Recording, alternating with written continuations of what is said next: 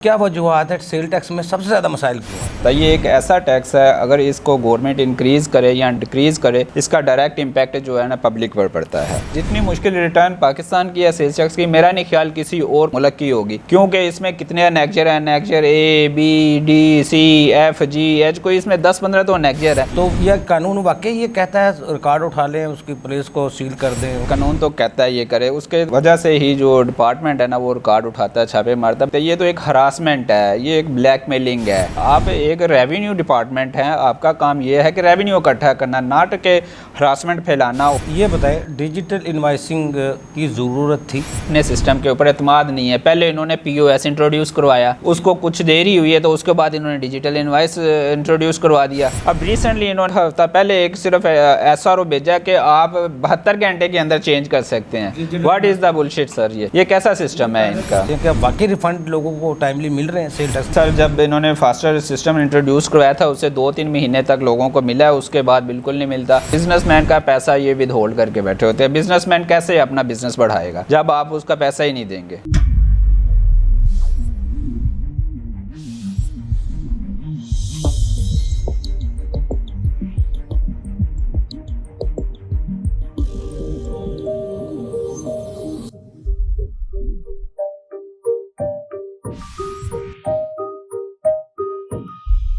अस्सलाम वालेकुम नाज़रीन, प्रोग्राम टैक्स के साथ मैं हफ्ज़ अली। नाज़रीन, ये सेल टैक्स पे आज हमारा दूसरा प्रोग्राम है, पार्ट 2 है। सेल टैक्स में जो मसाइल आ रहे हैं, मौजूदा हालात में रिटर्न में क्या मसाइल हैं, सेल टैक्स में क्या मसाइल आ रहे हैं, और सेल टैक्स का जो तमाम डायरेक्टली जो असर है वो आवाम पर पड़ता है, क्योंकि एंड कंज्यूमर सेल टैक्स अदा करता है। जो हुकूमत कहती है आवाम टैक्स नहीं देते, पाकिस्तान का हर बंदा टैक्स देता है। बच्चे के पैम्पर से लेके मरने वाले के कफन तक टैक्स अदा किया जाता है। कोई भी चीज़ लेते हैं उस पर हम टैक्स अदा करते हैं। सोने पे भी टैक्स है, जागने पर भी टैक्स है, चलने पर भी टैक्स है, बैठने पर भी टैक्स है। हम रात को कुछ काम करते हैं उस पर भी टैक्स है। किसी न किसी सूरत में डायरेक्टली हम ये टैक्स अदा कर रहे होते हैं। सेल टैक्स में सबसे ज़्यादा हुकूमत को परेशानी ये है कि सेल टैक्स में कभी टैक्स चोरी को नहीं रोका जा सका, फेक एंड फ्लाइंग इनवॉइस को नहीं रोका जा सका। बार बार SROs आते हैं, बार बार कानून में तब्दीलियाँ की जाती हैं, तरमीम लाई जाती हैं।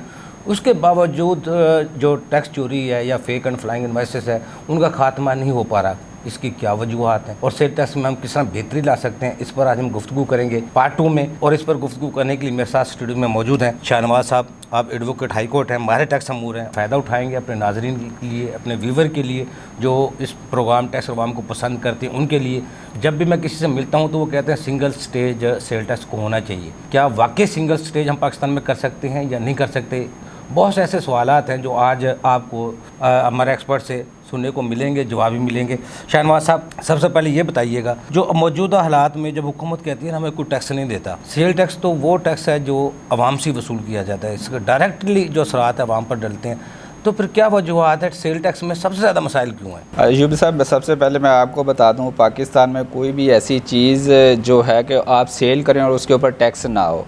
मेडिसन पे भी इन्होंने टैक्स लगा दिया, टेक्सटाइल पे भी नहीं होता था उस पर भी टैक्स लगा दिया। आप जो भी चीज़ परचेज़ करें, सेल करें, उसके ऊपर आपको टैक्स देना पड़ता है। ये एक ऐसा टैक्स है, अगर इसको गवर्नमेंट इंक्रीज़ करे या डिक्रीज़ करे, इसका डायरेक्ट इम्पैक्ट जो है ना पब्लिक पर पड़ता है। तो ये टैक्स जो है वो कलेक्ट किया जाता है, इसके अगेंस्ट जो है डायरेक्ट गवर्नमेंट के पास नहीं जाया जाता। तो उसकी ये वजह है कि इनकी पॉलिसी जो है ना वो वीक है, क्योंकि ये कलेक्ट नहीं कर पा रहे, उसमें फ्रॉड हो रहे हैं, फेक एंड फ्लाइंग इनवॉइसेस आ रही हैं, जिसकी वजह से ये डायरेक्ट इनके पास कलेक्ट नहीं हो पा रहा। हालांकि हर बंदा जो है ना, बड़े से बड़ा भी हो, अमीर भी हो, गरीब हो, दोनों जब भी ये परचेज़ करेंगे, सेल करेंगे, जो शॉपिंग करेंगे, उसके ऊपर टैक्स दिए बगैर नहीं कर सकते। शाहनवाज भाई, ये तो टैक्स आप जो कह रहे हैं, जो FTN है, जो हुकूमती नुमाइंदे हैं, जो हुकूमत साथ मिलकर टैक्स इकट्ठा करवाते हैं सेल टैक्स का, और जो रजिस्टर्ड पर्सन है वो तो आवाम से टैक्स वसूल करके, कंपनी से वसूल करके हुकूमती ख़जाने तक पहुंचाते हैं। आप समझते हैं वो हुकूमती ख़जाने तक टैक्स पूरा जाता है? पूरा टैक्स हुकूमती ख़जाने तक पूरा टैक्स नहीं जाता, क्योंकि जो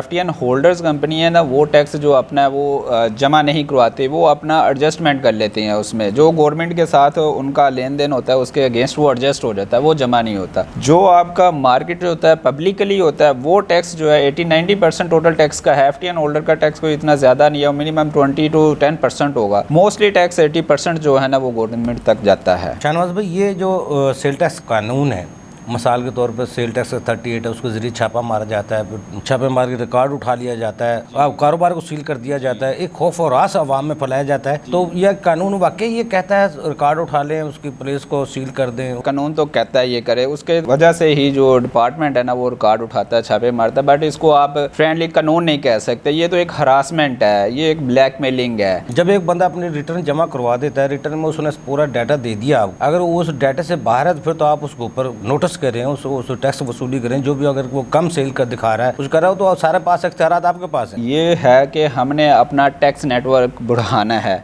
तो ये तो जो छापे मार रहे हैं, हरासमेंट फैला रहे हैं, इससे टैक्स नेटवर्क बढ़ेगा? जहाँ भी छापा मारते हैं कंपनी सील कर देते हैं, ये तो ब्लॉक कर रहे हैं, अपने टैक्स पेयर्स को कम कर रहे हैं। ये छापा मार के रिकॉर्ड ले जाना, ब्लैकमेल करना, उसके बाद फिर टैक्स जमा करवाना, ये फ्रेंडली माहौल नहीं है। आपके पास अथॉरिटी है, आप नोटिस इशू करके आप अपना रिकॉर्ड कॉल करें। अगर आपको रिकॉर्ड नहीं आता, आप उनको पेनल्टीज लगाएं, टैक्स लगा के उसको रिकवर करें। आप एक रेवेन्यू डिपार्टमेंट है, आपका काम ये है कि रेवेन्यू इकट्ठा करना, नाट के हरासमेंट फैलाना और आप बिजनेस को जो है ना ब्लॉक करना। बिजनेसमैन खौफजदा है इन दिनों में, क्योंकि फाइनेंशियल ईयर क्लोज हो रहा है, इनको अपनी वो बजट मिला हुआ है, उसको पूरा करने के लिए ये छापे मार रहे हैं। शाहनवाज भाई, जो किसी का कारोबार बंद हो गया वो तो रेवेन्यू भी तो रुक गया ना उसके साथ। बाद में फैसला को होना है, उस पर टैक्स लगना भी है कि नहीं लगना, टैक्स वसूली होनी भी है कि नहीं, लेकिन उसका कारोबार रुक गया, हुकूमत के पास जो रेवेन्यू आना था वो भी रुक गया, और अफसर को क्या मिला? कुछ भी नहीं। और कारोबार दोनों का, एक जो वो टैक्स पेयर है या रजिस्टर्ड पर्सन है, वो भी अपने मोहल्ले में, अपने बच्चों में, रिश्तेदारों में,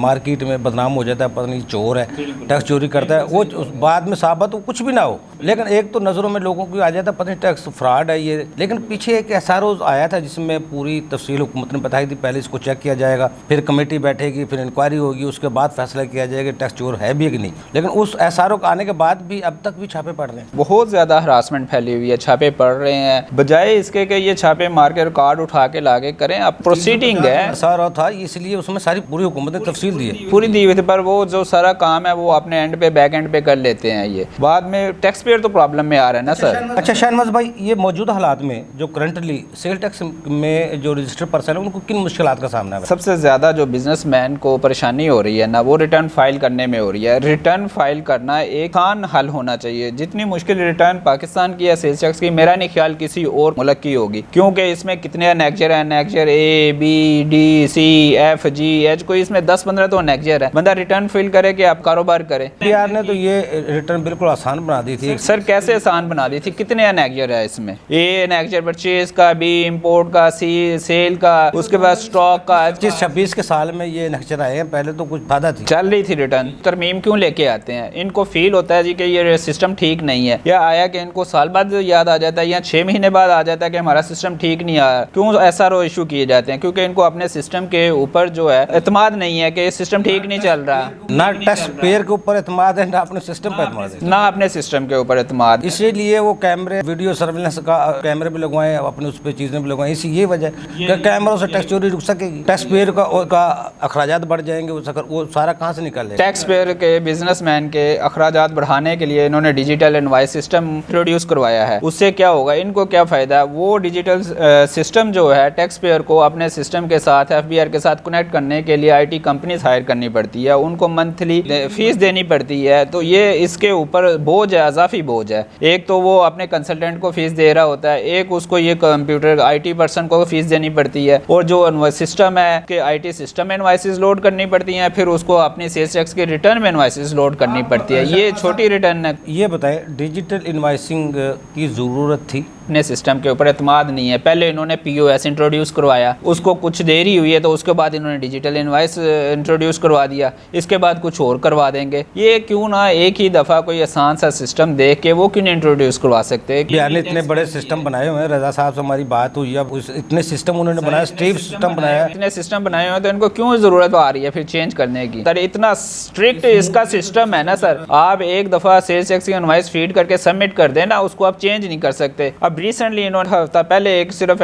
SRO भेजा कि आप 72 घंटे के अंदर चेंज कर सकते हैं। What is the bullshit sir? ये आपकी अपनी रिटर्न है, आप 1 महीने के तक आपके पास टाइम है, आप इनवाइस सबमिट की है, इंसान है, ह्यूमन एरर हो सकता है, एरर आगे तो उसको क्या उसको ठीक करने की इजाज़त ही नहीं दी जा सकती। ये कैसा सिस्टम है इनका? पहले तो सेल टैक्स रिटर्न में कमिश्नर से भी कोई अप्रूवल नहीं ली जाती थी, लेकिन अब तो कमिश्नर से भी अप्रूवल उन्होंने लाजमी कर दी है। सख्त से सख्त हो रहा है ना, ये तो फ्रेंडली सिस्टम नहीं है, ये तो टैक्स पेयर के लिए और बिजनेसमैन के लिए अजाब बनता जा रहा है सर। इन्होंने अब सेल टैक्स की रिटर्न भी लॉक हो जाती है, उसकी क्या वजूहत? ये भी टाइम वेस्टिंग है ना, और सिस्टम रिटर्न जो है वो लॉक हो जानी, उसके बाद इन्होंने एक इतना गंदा निज़ाम, एक इतना गंदा फिल्टर लगाया हुआ है रिटर्न में कि आपका अगर कैपिटल 5 लाख है, इसको 5 टाइम सेल आप अगर कर दें तो वो आपका एक्सेप्टेबल करेगा, उससे आप 5 रुपये सेल ज़्यादा बढ़ जाती है। बिजनेस है, बिजनेस में सेल परचेज ज़्यादा हो सकती है, वो ज़्यादा हो सकती है, आप सेल की टैक्स की रिटर्न नहीं फाइल कर सकते क्योंकि आपकी सेल कैपिटल से 5 टाइम ज़्यादा हो गई है। उसके लिए आप कमिश्नर साहब के पास जाएं, अप्रूवल लें, कमिश्नर के दफ्तरों के चक्कर काटें आप, फिर आपको अप्रूवल मिलेगी कि आपने एक बंदे को रिस्ट्रिक्ट कर दिया है कि आपने 5 टाइम कैपिटल से ज़्यादा आपने रिटर्न शो नहीं करनी, वो अपना बिजनेस कहाँ लेके जाएगा? मसला ये है, शरायत बार बार लगाई जाती है, कदगन लगाई जाती है, वही रुकावट है जो टैक्स बेस बढ़ने में, रुकावट है जो कि टैक्स रेवेन्यू को बढ़ने नहीं दे रही। अच्छा चलो ये तो मान लिया ये रुकावटें हैं।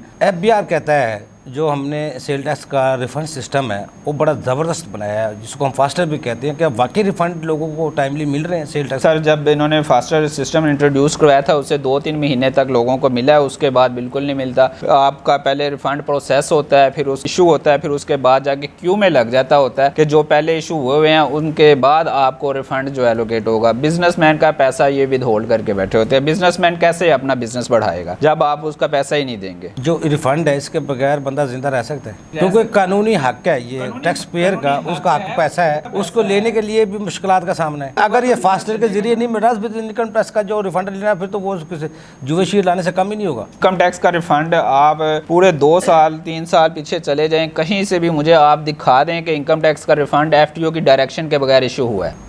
सही कह रहे हैं। कोई 1 रुपए का भी रिफंड, FTO का ऑर्डर होता है उस पर भी रिफंड नहीं देते, उस पर भी रिफंड जो है ना वो उन्होंने डायरेक्शन दी होती है कि 45 डेज में देने हैं, ये 46 वाले डेज में जाके करते हैं। क्यों? अच्छा कितने दिन का कहते हैं? 45 दिन में देंगे FTO के ऑर्डर के बाद, तो वो भी 45 डेज का जो लास्ट डे होता है ना उस डे में करते हैं। 45 दिन के अंदर तो फिर ऑडिट भी खुल जाते होंगे? जो नहीं, ऑडिट तो नहीं खुलते, उसमें ऑडिट SRO है FTO का कि जब कंप्लेंट आपकी लॉन्च हो जाए तो फिर ये कोई नोटिस नहीं इशू कर सकते, वो इलीगल हो जाएगा। जब ऑर्डर आ जाए तो आपका वो दूसरे ऑर्डर नहीं, जब आप कंप्लेंट फाइल कर देंगे FTO की तब ये आपका कोई नोटिस नहीं खोलेंगे जब तक कंप्लेंट डिस्पोज नहीं हो जाती। जो सुनने में आया है जब किसी का रिफंड की कोई बात आती है, जब वो FTO से ऑर्डर लेते हैं तो ऑडिट खुल जाते हैं। रिफंड की एप्लीकेशन प्रोसेस होने के बाद खुलेंगे, यानी कि कानूनी हक लेने के लिए भी आगे तलवार खड़ी होती है। बिल्कुल तलवार खड़ी होती है। इसका जो ऑडिट का निज़ाम है सेल टैक्स का, शर्मा साहब, उसको आप किस तरह देखते हैं? ये जो अभी आपने बात की है कि ये रेड करते हैं, 38 में जाके छापे मारते हैं, रिकॉर्ड उठाते हैं, इसको फिर क्या ज़रूरत है इसकी? जब अगर ऑडिट आपके पास अवेलेबल है, ऑडिट भी आपने करना है तो फिर आप ऑडिट करें, या वो रेड कर लें या ऑडिट कर लें। ऑडिट में इसमें क्या चीज़ें होनी है, आपने यही देखना है कि आपका इनपुट टैक्स कितना है, आउटपुट टैक्स कितना है, आपकी बैंकिंग ट्रांजैक्शन है कि नहीं। ये 3 चीज़ों के ऊपर इनका ऑडिट डिपेंड करता है। और किस चीज़ के ऊपर करता है?